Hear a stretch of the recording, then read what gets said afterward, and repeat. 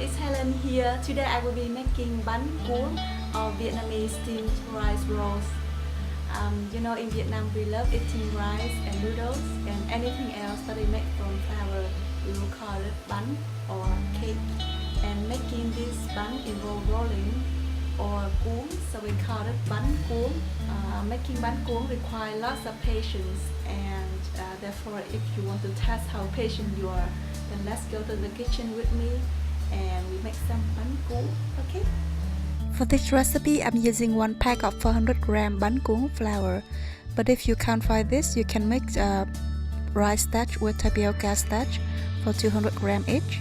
You dissolve the bánh cuon flour with half a teaspoon of salt, 1 tablespoon of vegetable oil, and 1 liter of water. On the package, they say that you should use 750 ml water, but I use more than that for this recipe, and I will explain to you why later. So stir well until the flour is dissolved, and in order for the crepes to have a smooth, silky texture, let the batter rest for at least 1 hour or better overnight. Meanwhile, we will prepare the fillings. Season the minced pork with salt and pepper. Mix well.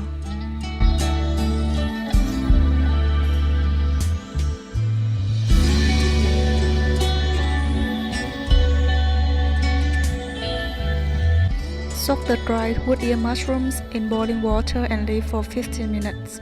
They will grow bigger and become softer. Then wash them well under cold running water and remove the stem if any. After that, you cut them in thin strips and then chop them up. Wood ear mushrooms are popular for many Chinese and Vietnamese recipes, so you can actually buy them at any Asian grocery store.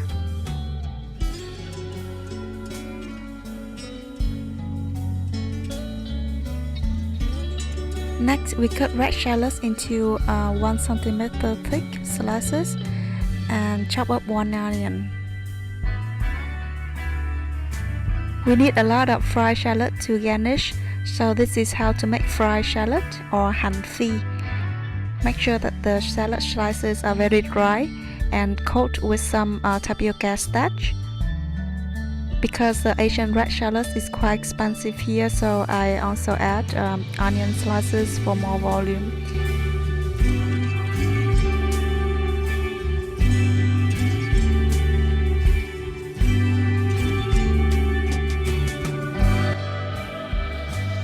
Next, heat a generous amount of vegetable oil in a pan. The oil should be enough to cover the shallots. Test the correct temperature of the oil using 1 slice of shallot or a chopstick. If you see bubbles around it, meaning the oil has the right temperature. Fry the onion and shallot slices until they are slightly golden brown and quickly remove from the pan.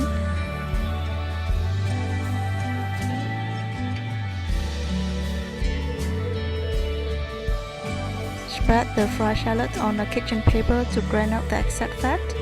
Then when it cools down, it will become crispy. Next, we heat 2 tablespoons of the same oil in a pan and fry the chopped onion until it turns translucent or a little golden. Then add the minced pork and cook under medium-high heat until it is done. Use a spatula to break the pork to avoid any chunk. The pork will be cooked when the color changes completely. And finally, we will add in the chopped mushrooms and cook for another 30 seconds and then take off the heat.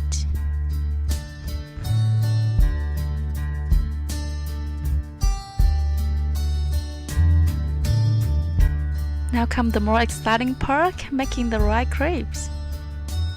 This is how bánh cuon is made at a street vendor in Vietnam. They have a pot filled half full with water, and a piece of cloth is stretched and tied tightly on top of the pot. Then they bring the water to boil and ladle on some batter and spread it around and then cover and steam for a minute. Then the rice crepe is carefully lifted and transferred onto a tray with a thin bamboo stick. After that, they will add the filling and roll. The rice crepe is paper thin and really delicate. Pretty cool, huh?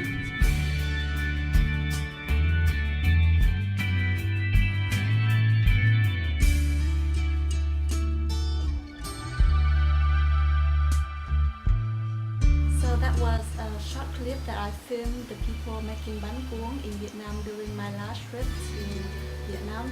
And but we are making it at home today, and it will be too much complicated to set up such a system like that. So I'm gonna simplify the process and making bánh cuốn with just a non-stick pan and a tray, right? So this is how you make bánh cuốn at home. Because we're making it this way, we need more water in the batter than the traditional steaming method. That's why I add 1 liter of water instead of 750 ml water as instructed in the package. You grease the pan and the flat surface with a very thin layer of oil, and then heat the pan over medium-high heat until it is nice and hot, then pouring 1/4 cup of the batter. Tilt the pan in a circular motion to make the even round crepe. Cover and cook for 1 minute. Most likely you will throw away the first crepe because your pan is not used to it yet, and the first roll might be oily and ugly, but the second one will be better. When the crepe is cooked, you flip it out onto the tray and continue to make another crepe while the pan is still hot. If you have a good non-stick pan, you only need to grease the pan and just once for the first time only. If your pan is not that good, maybe you need to grease it again after 4 to 5 crepes. But don't grease the pan and the tray after every crepe because that will be too oily and you want your crepes to be steamed and not fried. While waiting for the new crepe to steam, you add filling and roll the previous crepe.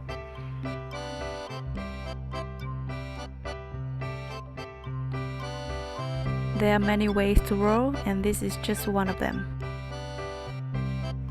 Remember to always stir up the batter before making the new crepe. Just continue to do this until you finish the batter. It will need a little practice, but I'm sure you can do it. The more skillful you get, the thinner you can make the crepe. It will take about 40 to 50 minutes to finish the batter if you continue this process successively. So be patient. This is another way to roll. You just fold it 2 times like this.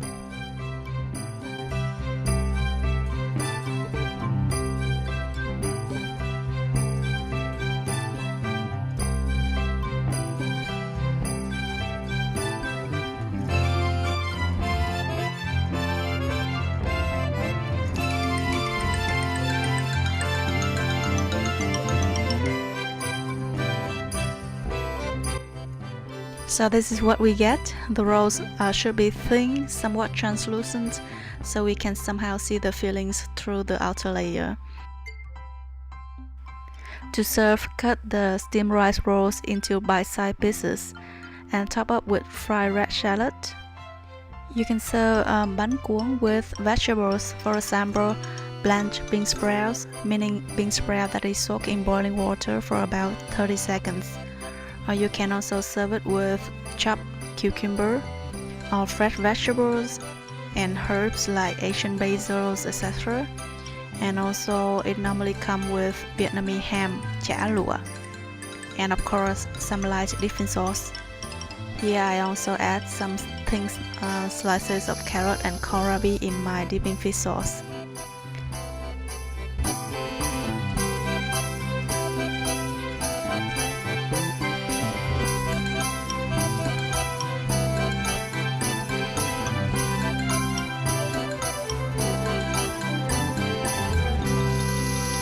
Let's give it a try. The outer layer should have a smooth and silky texture. The fillings will be a little crunchy because of the woody mushrooms. You feel the freshness of the vegetables and also the sweetness of the fried shallots.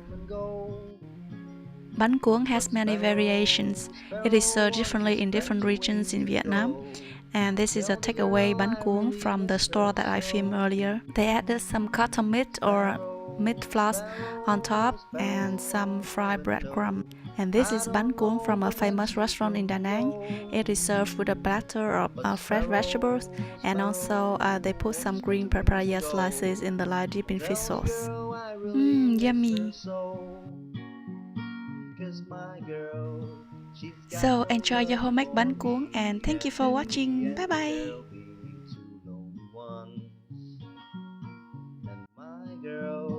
I got no luck for her, and before much longer I gotta be on the road. So sparrow, sparrow, won't you spread your wings and go and tell the girl I really miss her so.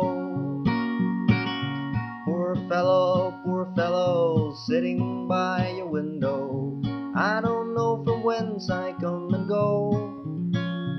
I can lend you my wings, but you gotta know, you gotta let her know you miss her so. Oh, but my girl, she's got no love for me, and there'll be my girl, I got no love for her.